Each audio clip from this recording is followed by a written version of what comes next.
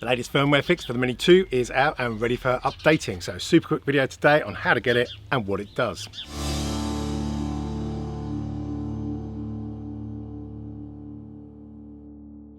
Hello, I'm Ian and I play with drones, and as I said, a very quick video today, firmware update to fix a few issues with the Mini 2, not least of which a smart battery discharge bug that I mentioned a few months ago. This was a bug that seemed to stop or greatly slow down the auto discharge of the batteries when left inside the drone or in the charging hub. And this is important as LiPo batteries hate being left at full charge or completely discharged.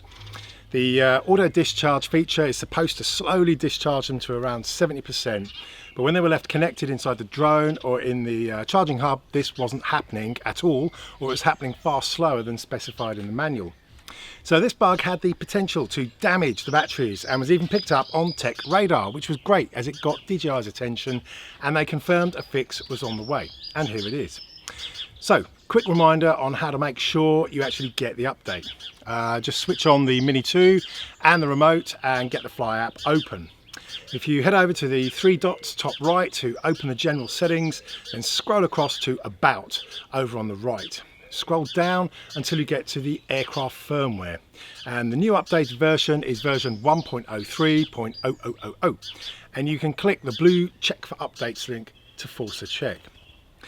It should offer you the update as long as you have mobile phone signal or Wi-Fi for it to download from the web and then upload to the Mini 2.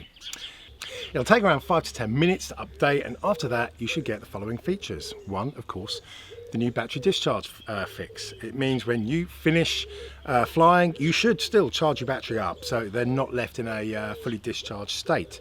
But then you can be safe in knowing that they're going to look after themselves and slowly discharge to around 65-70% over the next week or two, so the batteries stay in good shape. Second off, of course, you're going to get a couple of general improvements and optimizations, as they say. Look, they're always a bit vague about what precisely they're fixing, but the mention of the gimbal in FPV mode did get me wondering whether or not it's also fixing the issue of the gimbal dip when flying in slightly windy conditions.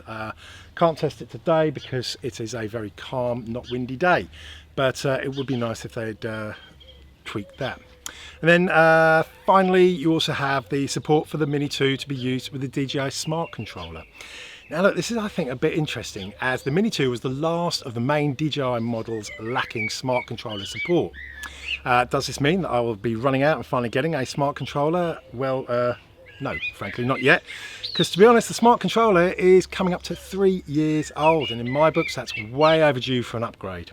And I know that Autel's big shiny new Smart Controller is coming out soon, and I'm betting DJI will be releasing a nice new larger screened version, Smart Controller 2.0, in the next few months. And being able to state that it's compatible with all their main models, including the Air 2, Air 2S, obviously the Zoom, Mavic Pro, 2 Pro, and now the Mini 2, will definitely be a good selling point, and frankly it will have sold it on me. Anyway, more on that in a few months, I'm betting. So look, there you go. Super quick video today. Remember to double check your settings after you've updated. The update didn't change my camera settings, but it did reset my safety settings, including the return to home height, max height and distance. But look, as ever, let me know how you get on and give me a little thumbs up, help the cause.